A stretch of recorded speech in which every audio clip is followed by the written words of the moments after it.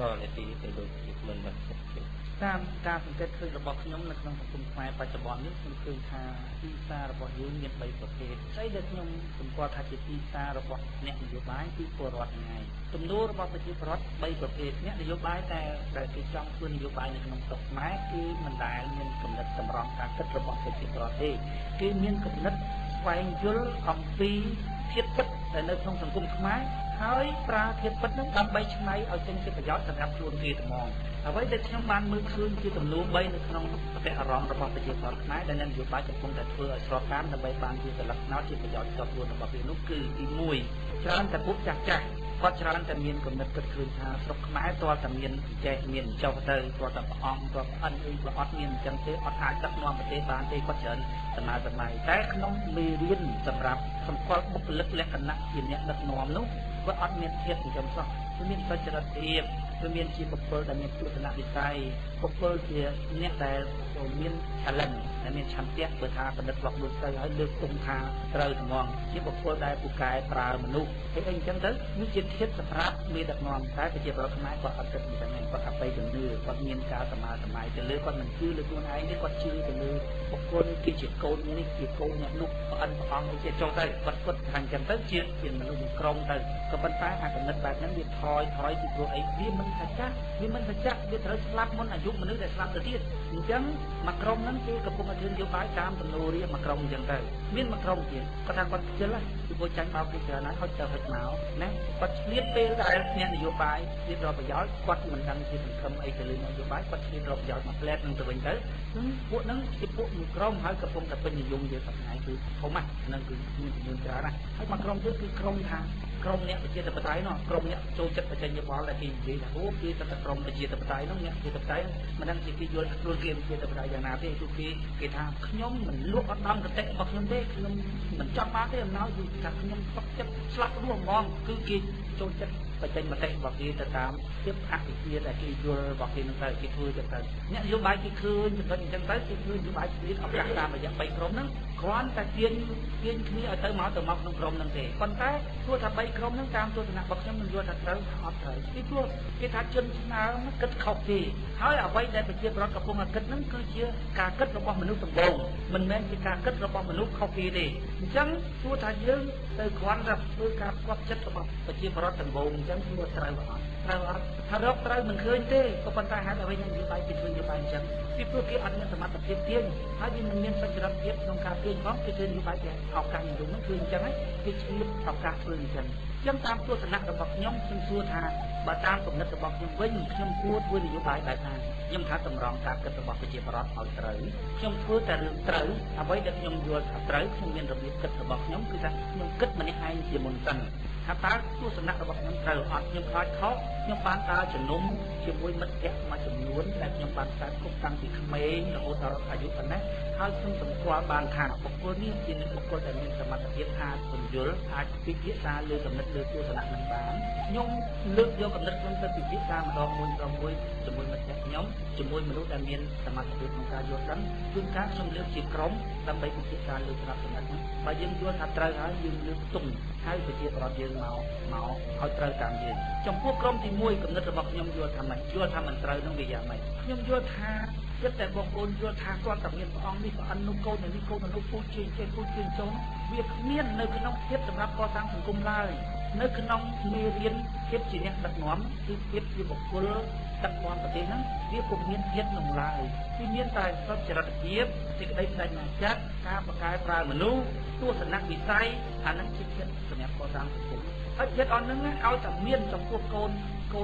កសិករក៏ដោយចំពោះបុគ្គលសាមញ្ញយ៉ាងណាក៏ដោយគឺជាធាតុរបស់អ្នកដឹកនាំប្រជាពលរដ្ឋគេបង្រៀនមេរៀននឹងទៅដល់គាត់គ្រាន់តែលឺព្រោះគាត់មិនធ្លាក់ចូលដល់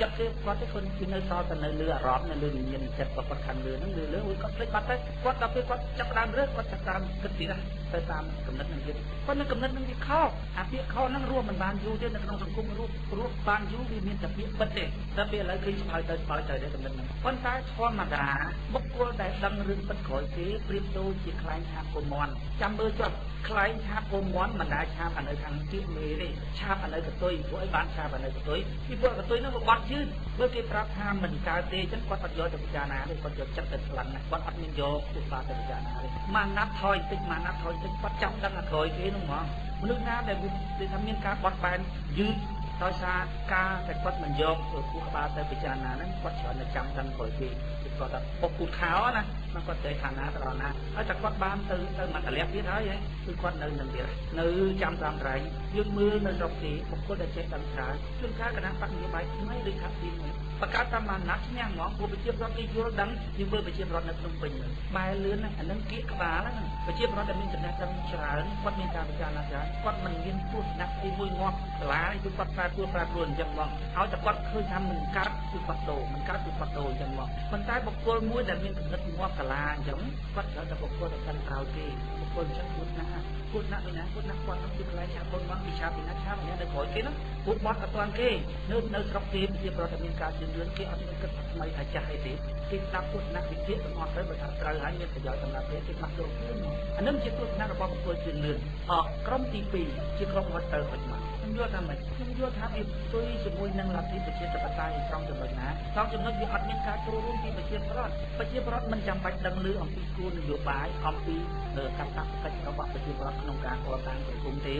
គាត់ទៅគាត់ធ្វើមកគាត់យកទៅទាំងគាត់ស្ដាប់កត្តាកិច្ចតែខ្ញុំសង្កត់ម្ដងហើយម្ដងទៀតនៅក្នុងការកសាងសង្គមនៅត្រង់ហ្នឹងនៅត្រង់ប្រព័ន្ធស្ដាប់តែតម្លាក់ទៅទៅរៀនពេលហ្នឹងគឺគាត់មើលកសែតមកគាត់តាមព័ត៌មានមកជាស្វ័យប្រវត្តិដូចខ្ញុំថាតាមមានកលុកទឹកវាហូរទៅហ្មងតែប្រជាពលរដ្ឋមានអំណាចមិនបាច់ប្រាប់គាត់ថាបងប្អូនប្រើអំណាចគាត់ប្រើហ្មងដើម្បីប្រើអំណាចកម្លាំងគេបានគាត់ត្រូវតាមដានព័ត៌មានជាស្វ័យប្រវត្តិនេះលោកបំបត្តិនយោបាយតែគេនិយាយថាអ្នកនយោបាយត្រូវមានឆន្ទៈលោកបាននយោបាយឆន្ទៈហ្នឹងគេអត់មានគិតឆន្ទៈទេគេគិតពីប្រព័ន្ធច្បាប់ដែលផ្ដល់អំណាចទៅឲ្យរៀនហ្មងគេអត់គិតពីរឿងឆន្ទៈទេដល់ពេលផ្ដល់អំណាចទៅឲ្យរៀនប្រជាពលរដ្ឋគាត់ចេះមើលកសែតដល់ពេលឥឡូវប្រជាពលរដ្ឋអត់មើលកសែតយើងថាប្រជាពលរដ្ឋអើយសូមអ្នកមើលកសែតផងតាមដានផងគាត់ថាមើលធ្វើអីមើលធ្វើអីគេមិនកើតដដែលហ្នឹងខ្ញុំសម្គាល់មុខលោកណាខ្ញុំសម្គាល់រួចហើយចាំ5ឆ្នាំខ្ញុំទៅបោះឆ្នោតត្មងប៉ុន្តែបើថាជាគាត់អាចតម្លាក់គេរាល់នាទីនៅក្នុងឋានៈដែលគាត់ជាម្ចាស់អំណាចរក្សាចិត្តជាម្ចាស់បានគឺគាត់អាចតម្លាក់បានគ្រប់ពីនាទីវាជាស្វ័យប្រវត្តិគាត់តាមដានព័ត៌មានហ្មងអញ្ចឹងបានខ្ញុំចេះថាមានកំណត់ទុយពីយ៉ាងនយោបាយខ្លះគាត់ច្រើននឹងនិយាយថារៀបមិនទាន់ចេះប្រើសិទ្ធិខ្ញុំថាមិនទាន់មានសិទ្ធិទេរៀបមិនទាន់ចេះប្រើអំណាចខ្ញុំថាមិនទាន់មានអំណាចទេរៀបចេះជិះម៉ូតូចេះនឹងវាអត់មានម៉ូតូជិះផងមិនគំទីម៉ូតូអត់មានម៉ូតូជិះប្រើសិទ្ធិរបស់ខ្លួនទៅអត់មានសិទ្ធិប្រើនិយាយអីសូមឲ្យគិតការធ្វើបានរបស់ប្រជាប្រដ្ឋផងគាត់និយាយថាដូចឧទាហរណ៍គាត់ថាមកឋានៈជាបងប្អូនមានការអីបងប្អូនទៅផ្ទះអ្នកតំណាងរាស្ត្រទៅរកតំណាងរាស្ត្ររបស់បងប្អូនទៅគាត់មានគិតពីការធ្វើបានរបស់ប្រជាប្រដ្ឋគាត់ជាបញ្ចេញពីផ្ទះមកគាត់អត់មានលុយធ្វើដំណើរពេលដែលគាត់ធ្វើដំណើរមកពេញស្មានផ្ទះអ្នកតំណាងរាស្ត្រមួយជាបើជាបងប្អូនទៅងាយយ៉ាងច្រើនបានតាមសេរីភាពរយៈសកម្មជនរបស់គេនឹងប្រជាប្រដ្ឋសាមញ្ញគាត់ទៅផ្ទះនឹងបានហើយគួរថាអ្នកដែលដាក់មេរៀនទៅឲ្យប្រជាប្រដ្ឋធ្វើអីគេគាត់បើថាខ្ញុំឲ្យអនុសាសន៍ទៅប្រជាប្រដ្ឋបងប្អូនពេលដែលមានបញ្ហាយើងទៅផ្ទះអ្នកតំណាងរាស្ត្រទៅបើមិនចឹងទេបងប្អូនងើបអស់មកប្រទេសមកធ្វើទៅហួសមកគិតជាអ្នកនយោបាយគឺជាអ្នកស្មានការធ្វើបានរបស់ប្រជាប្រដ្ឋគឺគិតពីស្ថានភាពជាក់ស្ដែងរបស់ប្រជាប្រដ្ឋទៀតហ្មងអញ្ចឹងចំណុចទី2ហ្នឹងក្រុមទី2ហ្នឹងក៏ខ្ញុំយល់ថានយោបាយមិនចំស្របមិនប្រព្រឹត្តមិនទៀងត្រង់គឺមាននយោបាយឆ្លងកាត់ដល់ក្រុមទី3ឃើញថាក្រុមទី2ហ្នឹងមិនត្រឹមត្រូវគឺទីច្រើននិយាយថាគឺជាក្រុមប្រជាធិបតេយ្យចង់បានអីប្រជាធិបតេយ្យអីអំណោយរួមមួយថ្ងៃប្រជាធិបតេយ្យរួមមួយជីវិតហ្នឹងគឺគេឆ្លៀតឱកាសនៅឃើញថាប្រជាប្រដ្ឋគាត់ពុលអញ្ចឹងឆ្លៀតឱកាសហ្មងយកកម្លាំងរបស់ប្រជាប្រដ្ឋកម្លាំងនៃការបោកប្រាស់ហ្នឹងបើថាជាយើងចង់ពូជគេក៏ពូជឲ្យបានលឿនអ្នកដែលពូជហ្នឹងគឺពូជឲ្យបានលឿននឹងបានស្មានជោគជ័យតែទុកវាពូជនឹងយូរគឺពូជហ្នឹងបែកគ្នាទៅតែបែកគ្នាយូរទៅខ្សោយទៅគេដឹងការពិតបើនៅស្រុកខ្ញុំគេហៅពូជឈឿរបស់អាសាងហ្នឹងពូជឲ្យបានយូរឯងពូជរឿងខ្លីពូជអញ្ចឹងណាបើថាជាប្រជាប្រដ្ឋជឿមកណាត់ឲ្យឈ្នះហ្នឹងអាហ្នឹងគួរដាក់ប្រជាប្រដ្ឋមកបានហើយតែទុកដល់2អាណត្តិ3អាណត្តិទេរឿងអាក្រក់ហ្នឹងចេះចាប់ផ្សាយទៅអញ្ចឹងបានខ្ញុំថាមិនធ្វើនយោបាយដើរពីក្រោយនេះទេការកត់សម្គាល់របស់ខ្ញុំដល់អត្តសញ្ញាណសម្រាប់ក្រុមថ្មីខ្ញុំថានយោបាយត្រូវធ្វើតាមរបៀបដូចខាងក្រោមនេះទី1គឺថាជួយរៀបមុនដល់អត់គិតស្លឹកណាទេជួយរៀបមុនហើយជួយរៀបមុនហ្នឹងខ្ញុំនិយាយដូចខាងដើមអញ្ចឹងថាស្អីដែលមានលទ្ធភាពអាចជួយរៀបបានគឺជួយខ្ញុំរឹងរហូតដល់អីទៀតខ្ញុំទៅធ្វើវេទិកានៅតាមខេត្តប្រជាពលរដ្ឋនៅខេត្តខ្លះគាត់មកសុំលុយសុំលើខ្ញុំគាត់ប្រាប់ថានេះបើតាជាលោកជួយខ្ញុំត្រឹម 50000 នេះមិនច្រើនទេ 50000 នេះដើម្បីឲ្យខ្ញុំធ្វើរោគវិន័យទឹកនៅកន្លែងនោះអាចគឺបានខ្ញុំធានាប្រជាពលរដ្ឋក្នុងភូមិបោះឆ្នោត ខ្ញុំថាខ្ញុំថាឲ្យតែដាក់លក្ខខណ្ឌរបៀបហ្នឹងកុំសុំបីតែថាយកលុយពីខ្ញុំទៅវិញខ្ញុំថាបើសិនណាជាអ្នកដាក់លក្ខខណ្ឌខ្ញុំថាទេទាត់តែទៅហូបបាយផ្ទះខ្ញុំមួយច្រើនឬក៏ទាត់តែយកលុយខ្ញុំ 5000 ទៅបានខ្ញុំបោះឆ្នោតឲ្យលោកពុកខ្ញុំមកយកមិនបោះឲ្យទៅសូមអធិស្ឋានសូមជម្រាបខ្ញុំសូមបកស្រាយអំពីផលវិបាកនៃប្រព័ន្ធឯកតនាមសមាមាតិហេតុអ្វីបានជាខ្ញុំច្រើនទៅកាត់ផងប្រព័ន្ធឯកតនាមហ្នឹងមិននិយាយអំពីផលវិបាករហូតដល់គេច្រើននិយាយប្រាប់ខ្ញុំថាគេរុញច្រានខ្ញុំថាគេថាប្រព័ន្ធឯកតនាមហ្នឹងមិនមែនជាថ្នាំទឹកទេសម្រាប់ដាក់ចូលមកក្នុងស្រុកខ្មែរហ្នឹងជាជំងឺព្រាមទេខ្ញុំថាបើតាមខ្ញុំជាអាណិតនឹងចិត្តសាខ្ញុំថាបុគ្គលដែលនិយាយរបៀបហ្នឹងវាជាបុគ្គលដែលអសិលធម៌បំផុតព្រោះខ្ញុំតាមទស្សនៈរបស់ខ្ញុំថាឲ្យតែបុគ្គលណាដែលនិយាយចង់ឈ្នះមិនមែនជាការនិយាយចង់រកខុសរកត្រូវខ្ញុំថាសិលធម៌របស់បុគ្គលហ្នឹងទៀតត្មងខ្ញុំតែឮតែគេចង់ឈ្នះខ្ញុំជូនហ្មងពីពួកខ្ញុំតែចេះចង់រកខុសរកត្រូវមិនមែនចង់ឈ្នះគេទេបើស្នាជាគេថាគេចង់ឈ្នះខ្ញុំលើកជូនត្មងគេថាអំណាចទាំងអស់របស់ប្រជាប្រដ្ឋមិនមែនធ្លាក់មកពីលើមេឃសិតតែពាក្យ logic ទាំងអស់ហ្នឹងពីណាក៏ដឹងខ្ញុំសឹងថាតែឲ្យបាត់វិញខ្ញុំថាចុះពីណាថាមានតែលោកមួយទេថាខ្ញុំមានថាថ្នាំទឹកពីណាគេថាដូចមិនមែនថ្នាំទឹកទេខ្ញុំប្រាប់ថាមិនបាច់ប្រាប់ខ្ញុំទេខ្ញុំដឹងហើយមិនមែនថ្នាំទឹកទេប៉ុន្តែក្នុងឋានៈជាអ្នកនយោបាយជាអ្នកដែលគិតគូរពីបញ្ហាប្រទេសជាតិយើងត្រូវត្រួតពិនិត្យពីរង្វើរបស់យើងឲ្យសមស្របជាមួយនឹងស្ថានភាពជាក់ស្ដែងរបស់ប្រទេសយើងបើស្នាជាយើងសូត្រតែក្បាច់គុណជាមេរៀនដែលយើងចេះមកគេថាយើងអ្នកចេះប៉ុន្តែមិនមែនយើងអ្នកប្រសពអ្នកមិនប្រសពមិនដឹងដឹកនាំប្រទេសមិនបានទេខ្ញុំលើកអំពីផលវិបាកនៃប្រព័ន្ធឯកតនាមហើយនិងប្រព័ន្ធសមាមាត្របន្តិចខ្ញុំការពិតខ្ញុំមិនចង់លើកព្រោះអីពីព្រោះខ្ញុំបានទៅជែកគ្នារួចហើយក្នុងក្រុមចំណោមគ្រូបង្រៀនរបស់ខ្ញុំការខ្ញុំរៀនសាលាច្បាប់ខ្ញុំបានទៅជែកពីគ្រូជាមួយគ្រូរបស់ខ្ញុំពីផលវិបាកខ្ញុំក៏ធ្លាប់បានរៀនដែរអំពីប្រព័ន្ធឯកតនាមវាផលវិបាកអីខ្លះប៉ុន្តែវាជាប្រព័ន្ធសមស្របជាមួយនឹងប្រទេសខ្មែរយើងហេតុអីបានគេបង្កើតប្រព័ន្ធច្រើននៅប្រទេសជប៉ុនគេអាសាកែប្រព័ន្ធណាប្រព័ន្ធឯកតនាមប្រព័ន្ធសមាមាត្រប្រព័ន្ធចម្រុះវាពុំមែនមានតែមកមិនមែនថាប្រព័ន្ធចម្រុះមានតែមកធឺណាវាមានចម្រុះច្រើនយ៉ាងអញ្ចឹងនៅក្នុងប្រទេសគេមួយប្រទេសជប៉ុនអាសាកែជាងគេពួកប្រជាពលរដ្ឋគេវាអភិវឌ្ឍគំនិតជួនកាលតំបន់របស់គេវាមានការប្រែប្រួលប្រជាពលរដ្ឋគេមានចំនួនច្រើនឬក៏យ៉ាងម៉េចគេបានកែប្រព័ន្ធគេជាប្រចាំឲ្យត្រូវជាមួយនឹងស្ថានភាពរបស់ប្រទេសគេនឹងត្មងខ្ញុំនិយាយអំពីនៃទូទៅនៃប្រជាធិបតេយ្យតាមប្រព័ន្ធឯកតនាមបើស្នាជាយើងអនុវត្តគោលការណ៍ប្រជាធិបតេយ្យគឺថាគោលការណ៍ពាក់កណ្ដាលបូក1នៅក្នុងស្រុកខ្មែរយើងប្រជាពលរដ្ឋយើងមិនអាចងើបឡើងជាចំនួនច្រើនទប់ទល់ជាមួយប្រព័ន្ធសមាមាត្រទេយើងមើលផលជាក់ស្ដែងខ្ញុំនិយាយតាំងពីខ្ញុំនៅក្នុងគណៈបក្សសង្ស៊ីពីអស់ហ្នឹងតែធ្វើឲ្យខ្ញុំឆ្លោះមួយគណៈបក្សសង្ស៊ីគេសំរហូតដល់ពេលណាមានលេខគេរុញខ្ញុំចេញខ្ញុំនិយាយរាល់ដងខ្ញុំចង់ដូរប្រព័ន្ធហ្នឹងខ្លាំងណាស់ប៉ុន្តែនៅក្នុងគណៈបក្សគេអត់ព្រមខ្ញុំថាឥឡូវយើងមើលស្ថានភាពជាក់ស្ដែងនៅក្នុងប្រទេសយើងបោះឆ្នោតតាមប្រព័ន្ធសមាមាត្រគណៈបក្សកាន់អំណាចគាត់បាន2លាន4សែនគណៈបក្សសំរងស៊ីបាន2លាន1សែន2លាន1លានជាង1លាន2សែនមិនហ្នឹង1លានប្រហែលខ្ញុំចាំ1លានបន្តិចបន្តួច1លាន1សែន1លាន1សែនជាងគណៈបក្សហ៊ុនស៊ុនពេជ្របានជាង1លានដែរអញ្ចឹងប្រជាពលរដ្ឋត្រូវដឹងថាខ្លួនមិនបានបោះឆ្នោតឬតំណាងរាស្ត្រទេខ្លួនមិនអាចមករករឿងតំណាងរាស្ត្រទេខ្លួនបោះឆ្នោតឲ្យបក្សខ្លួនត្រូវទៅរករឿងបក្សបើសិនណាជាខ្លួនមិនពេញចិត្តអ្នកតំណាងរាស្ត្រពីព្រោះខ្លួនមិនបានបោះឆ្នោតឬតំណាងរាស្ត្រទេខ្លួនបោះឆ្នោតឲ្យបក្សបើសិនណាជាខ្លួនមានបញ្ហាត្រូវទៅរកបក្សថាបក្សនឹងដាក់អ្នកតំណាងរបស់ខ្លួនមកមិនល្អអញ្ចឹងប្រជាពលរដ្ឋគាត់ដូរការកាត់ទោសការកាត់ក្តីពីបក្សមួយទៅបក្សមួយតែទីបំផុតការកាត់ក្តីរបស់គាត់អត់ប្រយោជន៍ពីព្រោះមុខតំណាងរាស្ត្រនឹងនៅក្នុងសភាដែលឃើញដូរតិចបំផុតមិនងាយដូរទេពីព្រោះអ្នកទាំងអស់គ្នានឹងគេយកចិត្តបក្សហើយតែអញ្ចឹងបានខ្ញុំឃើញអ្នកបណ្ឌិតខ្លះគេប្រើពាក្យថាមកពីតំណាងរាស្ត្រអត់ឆន្ទៈមកពីតំណាងរាស្ត្រអត់ឆន្ទៈខ្ញុំសួរថាបើមានឆន្ទៈធ្វើអីកើតនៅក្នុងរដ្ឋសភាហ្នឹងអ្នកតំណាងរាស្ត្រហ្នឹងគេឲ្យយកកំភ្លើងបាញ់ក្បាលខ្លួនឯងបាញ់ដែរហ្នឹងបាញ់ក្បាលត្រង់ណាថាឲ្យតែងច្បាប់ដកខ្លួនឯងទៅអស់សុពលភាពជា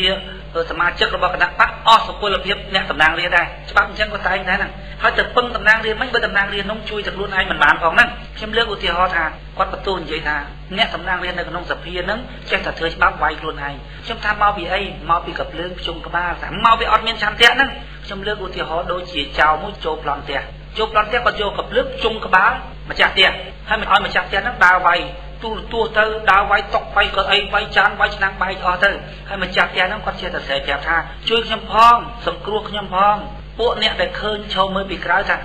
មកតែវាអត់ឆន្ទៈហ្នឹងបើគុំតវាយទៅថាបើគុំតវាយចោលបាញ់ក្បាលខ្ញុំនេះបើគុំតវាយគេបាញ់ក្បាលខ្ញុំ បាញ់ទៅមកបរិអត់ឆាន់ផ្ទះហ្នឹងបើគុំតវាយទៅមានអីថាបើខ្ញុំអត់វាយគេបាញ់ក្បាលខ្ញុំនេះហើយគាត់នៅតែបន្ទោថាមកបរិអត់ឆាន់ផ្ទះអញ្ចឹងបើអញ្ចឹងមានតែដើរវាយទៅហ្មងទៅពួកបន្ទោបានតែបន្ទោដោះស្រាយអត់ចេញគាត់ថាមកពីតំណាងរាស្ត្រអត់ឆាន់ផ្ទះបើតំណាងរាស្ត្រណាមួយហ៊ានកម្រើកគេដកចេញវិញតំណាងរាស្ត្រថាជួយសង្គ្រោះខ្ញុំផងឲ្យចេញពីកញ្ញាំបបាក់ទៅខ្ញុំស្រួលធ្វើការបន្តិចឲ្យសង្គ្រោះខ្ញុំផងពីព្រោះខ្ញុំជាប់កញ្ញាំបាក់ធ្វើអីមិនកើតទេគាត់ថាមកពីតំណាងរាស្ត្រអត់ឆាន់ផ្ទះមានឆាន់ផ្ទះវឹងគេដេញចេញពីបាក់បាត់ចេញពីតំណាងរាស្ត្រណាហ៊ានងើបចេញបាត់តំណាងរាស្ត្រហ៊ានងើបចេញបាត់ហើយយើងនៅតែបន្ទោមកពីអត់ឆាន់ផ្ទះបន្ទោបានតែបន្ទោបដោះស្រាយអត់ចេញអញ្ចឹងមកខ្ញុំថាបើលះបង់កៅអីតំណាងរាស្ត្រមួយជាប្រយោជន៍របស់ប្រជាពលរដ្ឋមានអ្នកស្នេហាជាតិគេលះបង់ជីវិតគេផងយើងមានទៅអីគាត់ថាតំណាងរាស្ត្រមួយមិនទាន់ងាប់ប៉ុណ្ណឹងបើបានជាប្រយោជន៍មែនតើនោះខ្ញុំថាបោះលះបង់កៅអីតំណាងរាស្ត្រលះបង់ជីវិតក៏វាមិនគួរស្ដាយផងបើអ្នកចង់ជួយជាតិពិតប្រាកដមែននោះខ្ញុំនិយាយអំពីរឿងឯកតនាមបន្តិចនឹងមិនទាន់និយាយដល់មិញតាមប្រព័ន្ធសកម្មមាត្រដែលយើងបានទទួលស្លឹកឆ្នោតជាក់ស្ដែងពីគណៈបកកណ្ដាលអំណាចបាន2លានជាងអញ្ចឹងបើប្រជាពលរដ្ឋគាត់ចង់ងើបឡើងទប់ទល់ជាមួយនឹងគណៈបកកណ្ដាលអំណាចគាត់ត្រូវរកស្លឹកឆ្នោតជាង1លានគាត់ត្រូវងើបឡើងជាង1លាននេះស្ថានភាពជាក់ស្ដែងក្នុងប្រទេសខ្មែរទៅរួចអត់បងប្អូនមានចាំទេបាតកម្មធំជាងគេបំផុតឆ្នាំ1998បាតកម្មទាត់ចោលលទ្ធផលបោះឆ្នោតមនុស្សបាតកម្មមានទៅជាង 100000 ជាង 100000 មួយថ្ងៃលោកនាយករដ្ឋមន្ត្រីគាត់និយាយថាម៉េចមតិភាគតិចខ្ញុំទទួលបានស្លឹកឆ្នោតជាង2លានត្រូវចងចាំអ្នកឯងមកបាតកម្មតែជាង 100000 នាក់ហ្នឹងបានប្រយោជន៍អីបើខ្ញុំបាតកម្មខ្ញុំអាចរក1លានបានបាតកម្មប្រឆាំងមួយឯងវិញឃើញទេនឹងដោយសារអីគេប្រើមតិភាគច្រើនណាស្ថានភាពជាក់ស្ដែងរបស់ប្រជាពលរដ្ឋខ្មែរយើងសួរថាអាចងើបឡើងទាំងលានអ្នកដើម្បីឲ្យវាគ្រប់សម្លេងពាក់កណ្ដាលបូកមួយតាមលទ្ធិប្រជាធិបតេយ្យបានអត់ដូច្នេះអ្នកនយោបាយត្រូវឆ្នៃគិតថាម៉េចបំបែកអំណាចឲ្យទៅជាតូចៗដូចឃុំហ្នឹងប្រហែលពាន់អ្នកឃុំមិនមែនប្រជាពលរដ្ឋនៅក្នុងឃុំមួយ 3000 4000អ្នកអញ្ចឹងប្រជាពលរដ្ឋគាត់អាចងើបទប់ទល់បានអ្នកតំណាងរាស្ត្រនៅក្នុងមណ្ឌលមួយប្រហែល 40000 អ្នក 40000 អ្នកសម្រាប់ការគ្រប់គ្រងតែអ្នកតំណាងរាស្ត្រមិនដែលបានគ្រប់គ្រង 40000 អ្នក 20000 អ្នកជាងបើក្នុងមណ្ឌលមួយមានប្រជាពលរដ្ឋបាតកម្មពី 3000 អ្នកទល់នឹងអ្នកតំណាងរាស្ត្រមួយសួរតែអ្នកតំណាងរាស្ត្រម្នាក់ឯងញាក់សាច់ទេអ្នកជាអំណាចដែលអាចប្រើការបានអ្នកនយោបាយគេត្រូវឆ្នៃអញ្ចឹងហើយពួកអ្នកនយោបាយប្រឡប់អ្នកនយោបាយដែលមិនទាន់បានកាន់អំណាចផងពួកគាត់យល់ថាបើគាត់ដើររកស្លឹកឆ្នោតតាមប្រព័ន្ធឯកតនាមហ្នឹងគាត់មិនអាចរកស្លឹកឆ្នោតបានទេហើយសួរតែគណៈបកប្រឆាំងគេថាធ្វើអញ្ចឹងគណៈបកប្រឆាំងគណៈបកកាន់អំណាចឈ្នះគណៈបកកាន់អំណាចទេបើគេកាយច្បាប់បានគេបើកាយច្បាប់ទៅមានប្រយោជន៍គេកាយបាត់គេកាយបាត់ទៅហើយព្រោះច្បាប់កាយតែ 50% បូក1តែគេមានដល់73តំណែងសម្រាប់កាយប៉ុន្តែដល់ពេលកាយអញ្ចឹងទៅអំណាចបានមករៀនបើអំណាចបានមករៀនយើងបាច់ធ្វើនយោបាយផងសិល្បៈនៃការធ្វើបានសម្រាប់វាចប់ទៅប៉ុន្តែសួរថាសប្តាហ៍គណៈបក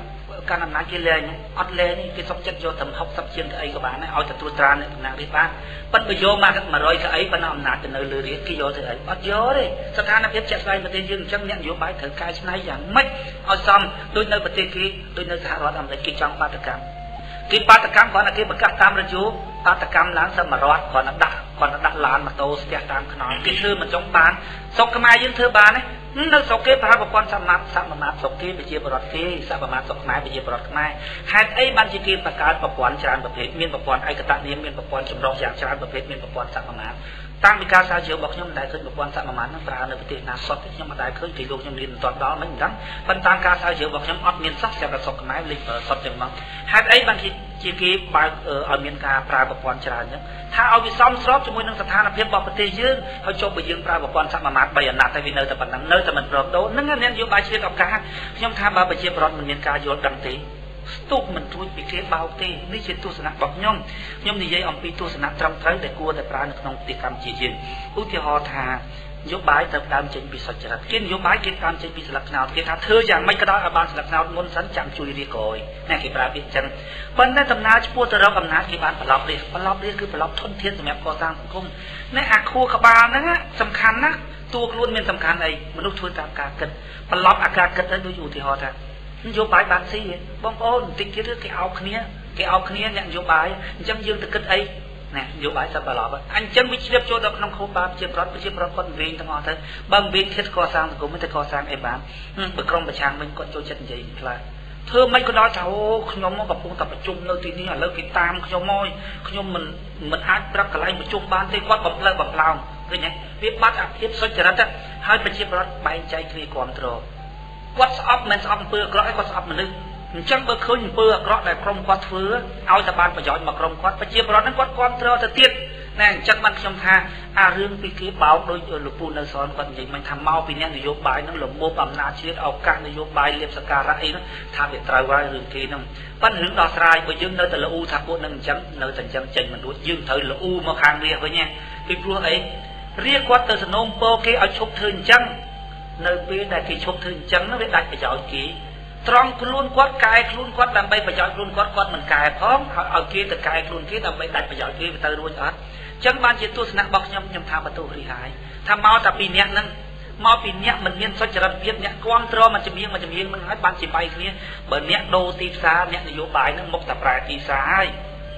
យម្ដងទីមួយទៀតសុចរិតភាពនៃអ្នកនយោបាយមួយចំណុចទៀតគឺគេមិនប្រាប់រៀនឲ្យចេះជួយខ្លួនឯងគេច្រើនតែផ្ដាល់ជាមេរៀនខឹងឲ្យប្រជាពលរដ្ឋ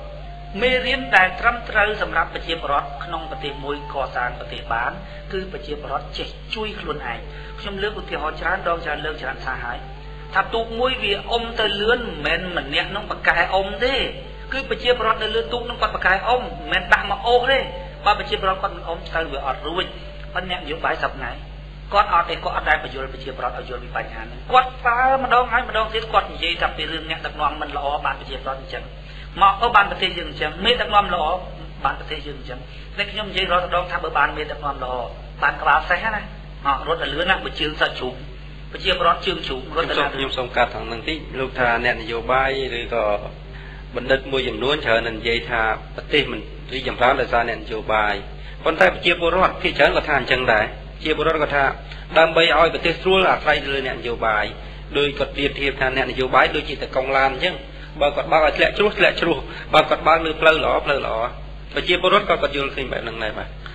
ទរបៀបដឹកនាំប្រទេសខ្ញុំនិយាយខ្លីពីរគឺរបៀបដឹកនាំផ្ដាច់ការនិងរបៀបប្រជាធិបតេយ្យជារបៀបដឹកនាំនេះជារបៀបរកសេចក្តីសុខឲ្យប្រជាពលរដ្ឋនេះរបៀបដឹកនាំផ្ដាច់ការក៏អាចសុខរីកចម្រើនដែរមើលប្រទេសសិង្ហបុរីមើលរបៀបដឹកនាំផ្ដាច់ការក៏អាចរីកចម្រើនដែរមើលសម័យអង្គរមើលហ្នឹងអានឹងគេនិយាយពីរឿងតកង់ឡានវាមានផ្នែកវាអញ្ចឹងហើយប៉ុន្តែនៅក្នុងស្រុកខ្មែរយើងគេថាគេព្រមទទួលយកលទ្ធិប្រជាធិបតេយ្យដែលជាទម្រង់នៃការដឹកនាំប្រទេសដល់រៀនមិនមែនអ្នកដឹកនាំដូចតកង់ឡានណាអ្នកដឹកនាំដូចសេះប្រជាពលរដ្ឋអ្នកកាន់អ្នកបទៀតពីព្រោះការដឹកនាំតាមរបៀបផ្ដាច់ការពេលណាធ្លាក់មួយទៅមួយទៀតឡើងមកមិនល្អវាស៊ីសំលើឆាប់ទៀតប្រជាពលរដ្ឋខ្មែរយើងនេះស្ថានភាពដែលសេដ្ឋកិច្ចទៅដែលសង្គមវាធ្លាក់សិលធម៌នេះទៅរកមនុស្សល្អហ្នឹងណាមិនងាយទេហើយមនុស្សល្អប្រកួតច្រើនតែចាញ់មនុស្សអាក្រក់ព្រោះអត់ចេះដាក់កបិតឡើងបដាលលោកហើយមិនចេះសូវកបិតនោះត្រង់ចំណុចហ្នឹងស្ថានភាពជាក់ស្ដែងត្រូវប្រើប្រព័ន្ធឲ្យអំណាចមករៀនតាមទស្សនៈរបស់ខ្ញុំប៉ុន្តែអ្នកនយោបាយមើលយើងកុំនិយាយអំពីរដ្ឋាភិបាលយើងនិយាយពីក្រមប្រឆាំងនិងសង្គមស៊ីវិលខ្លះខ្លះសាក់មើលគេអត់ដែលទុកមេរៀនឲ្យប្រជាពលរដ្ឋពេលដែលយើងមកផ្ទះវិញគាត់ចេះមេរៀនរបស់យើងសម្រាប់ដោះស្រាយបញ្ហាដែលគាត់ជួបប្រទះអត់ទេតែនឹងដែលខ្ញុំនិយាយថាគេទុកប្រជាពលរដ្ឋឲ្យល្ងងរួចគេដាក់ប្រជាពលរដ្ឋនៅលើទូករួចអូសយកតែហ្មងពីព្រោះគេគ្រាន់តែនិយាយពីរដ្ឋាភិបាលអាក្រក់អញ្ចឹងគេនិយាយតែចុះគេមិនបានផ្ដល់ជាមេរៀនសម្រាប់ឲ្យប្រជាពលរដ្ឋនឹងគាត់ដោះស្រាយបញ្ហានឹងដោយខ្លួនឯងនឹងសបញ្ជាក់ថាអ្នកនយោបាយមិនមានបំណងឲ្យប្រជាពលរដ្ឋចេះចែកទូគេប៉ុន្តែគាត់ប្រើរត់រងគាត់ថាខ្ញុំមកនេះខ្ញុំមកបង្រៀនប្រជាពលរដ្ឋឲ្យចេះស្ទូចត្រីប៉ុន្តែពេលគាត់ធ្វើទៅផ្សេងគាត់គ្រាន់តែនិយាយពីផលវិបាកថាណែលោកឯងកាន់ការងារប្រទេសជាតិលោកត្រូវដឹងគឺគេឲ្យលោកមកកាន់នឹងគឺដោយសារមកដឹកនាំប្រទេសលោកឯងមកយកដីប្រជាពលរដ្ឋលោកឯងមានដីរាប់រយហិកតានៅតែមកយកដីនេះសបញ្ជាក់ឲ្យឃើញថាលោកឯងធ្វើបាបប្រជាពលរដ្ឋមានជាមេរៀនអីជាភាសាពិពណ៌នាណាប្រជាពលរដ្ឋគាត់មើលទៅឃើញថាលោកនេះល្អណាស់ផ្ញើសេចក្តីសង្ឃឹមទៅលើលោកនឹងទៀតឃើញវាអត់មានជាមេរៀនមកណាតែនឹងដែលខ្ញុំថានយោបាយត្រូវមានទស្សនវិស័យឲ្យច្បាស់លាស់មើលឃើញស្ថានភាពជាក់ស្ដែងក្នុងប្រទេសយ៉ាងណាដែលខ្ញុំនិយាយថាការនិយាយមាន3ប្រភេទទី1ការនិយាយរបៀបសន្យាអានឹងគណៈបព្វប្រឆាំងខ្ញុំនឹងដាក់ប្រជាធិបតេយ្យឲ្យបានខ្ញុំនឹងដោះស្រាយបញ្ហាទឹកធ្វើសេទៅអីអានឹងដូចមកខ្ចីលុយថាខ្ញុំនឹងសងអញ្ចឹងណាអាហ្នឹងទី2ភាសាពិពណ៌នាសត្វតែចេះសត្វតែចុះសត្វភាសាពិពណ៌នាដើមស្វាយដល់ដើមក្បែរដើមលហុំសឹកឆៃដើមស្វាយមានចេញចុះភាសាពិពណ៌នាគេកាប់ព្រៃឈើបានយើងកាប់មិនបាននៅស្រុកខ្មែរឃើញហើយយួននៅពេញផ្ទៃប្រទេសរួចហើយជក់អាចដាក់ទឹកទលេចេះឡានទឹករួមផ្ទៃដីចេញចុះអីវាសត្វតែជាភាសាពិពណ៌នាបើអត់មានភាសាបញ្យលបើអត់មានភាសាបញ្យលប្រជាពលរដ្ឋនឹងការចំណេះដឹងមកពីណាពេលដែលយើងមកផ្ទះបាត់ឬយើងស្លាប់ទៅបាត់ប្រជាពលរដ្ឋគាត់មានអីធ្វើជាចំណេះដឹងសម្រាប់ពិចារណាអានឹងដែលនិយាយខ្ញុំថានិយាយខុសគ្នាគុំឲ្យឃើញតែលឺសម្លេងហ្នឹងត្រូវគ្នាខ្ញុំឃើញដូចជាសូមឲ្យលោកជួយសង្ខេបបញ្ចប់ផងបាទចំណុចទីបញ្ចប់ហើយខ្ញុំគ្រាន់តែចង់និយាយប្រាប់បងប្អូនថា អត្តពលនៃនយោបាយឱកាសនិយមមានគ្រោះថ្នាក់ណាស់សម្រាប់ប្រទេសមួយដែលធ្វើនយោបាយកេងប្រវ័ញ្ចលើជាតិខ្លួនឯងបែបនេះពីព្រោះកុំភ្លេចឲ្យសាសការកសាងសង្គមមួយត្រូវផ្អែកទៅលើការយល់ដឹងរបស់ប្រជាពលរដ្ឋបើសិនណាជាដំណើរឆ្ពោះទៅរកអំណាចបានប្រឡប់ប្រជាពលរដ្ឋហើយគុំសង្ឃឹមថាពេលដែលឡើងទៅកាន់អំណាចបញ្យលការប្រឡប់បញ្យលការឡប់របស់ប្រជាពលរដ្ឋនឹងបានខ្ញុំលើកឧទាហរណ៍ថាដូចគេបរឡូមួយកិនស្រូវដែលទៅយកអំណាចនៅកណ្ដាលវាលស្រែពេលណាដែលយើងរកឡូកិនស្រូវតិចហើយពេលដែលយើងដល់អំណាចយើងឡើងមកវិញរួចហើយតម្រង់គុំស្រូវដាក់ជីមិននិយាយទេខូចបាត់ទៅហើយអញ្ចឹងជាសំណូមពរចុងក្រោយរបស់ខ្ញុំថាសូមឲ្យបងប្អូនលែងជឿគេទៅសូមឲ្យបងប្អូនជឿលើខ្លួនឯងថាជឿលើខ្លួនឯងចំណាថាពេលគេមកខ្ចីលុយឈប់ជឿគេទៅពីណាល្អពីណាអាក្រក់មិនដឹងទេសូមឲ្យធ្វើកិច្ចសន្យាឲ្យខ្ញុំមកខ្ញុំលែងជឿអ្នកណាទៅមកអ្នកណាមកនិយាយអីខ្ញុំឈប់ជឿហើយធ្វើប្រព័ន្ធទម្លាក់ឲ្យខ្ញុំលែងជឿថាលោកឯងអាក្រក់លោកឯងល្អហើយតែខ្ញុំលើកថានៅប្រទេសញូហ្សេឡង់ណាគ្រាន់តែនិយាយមួយម៉ាត់ទេថាពេលដែលខ្ញុំឈ្នះឆ្នោតខ្ញុំតម្លើងលុយពួកអានេះអ្នកដេកជីលុយលោកអ្នកស្រី Helen Clark នាយករដ្ឋមន្ត្រីប្រទេសញូហ្សេឡង់គាត់ថាពេលដែលគាត់ឡើងជានាយករដ្ឋមន្ត្រីគាត់តម្លើងប្រាក់ខែនឹងភ្លាមគាត់និយាយមួយម៉ាត់ជាប់មកពីព្រោះអីពីព្រោះគេមានប្រព័ន្ធទម្លាក់តែយើងវាអត់ទាន់មានប្រព័ន្ធទម្លាក់នេះពេលណាដែលខ្ញុំនិយាយអញ្ចឹងតាំងគាត់និយាយថាពួកអស់នេះបែបតំណងចេះតែលំមណាទៅខ្ញុំថាមិនដឹងជួយប្រជាពលរដ្ឋយ៉ាងម៉េចខ្ញុំថាកុំមើលមុខខ្ញុំសូមឲ្យមើលកិច្ចសន្យាគាត់នៅថាយើងប្រហែលជាចង់បោកពុតមិនដឹងជាយ៉ាងម៉េចប៉ុន្តែសូមឲ្យបងប្អូនបង្កើនចំណេះដឹងរបស់បងប្អូនរួចពិចារណាអំពីរឿងការពិចារណាលើគំនិតនិងការស្វែងយល់ពីបុគ្គលបងប្អូនមិនអាចចូលទៅក្នុងបេះដូងគេបានទេប៉ុន្តែគំនិតទស្សនៈដែលខ្ញុំតម្លាក់ចុះទៅបងប្អូនអាចពិចារណាខុសឬត្រូវបងប្អូនអាចទាត់ចោលឬក៏ទុកបានសូមអរគុណបាទសូមអរគុណ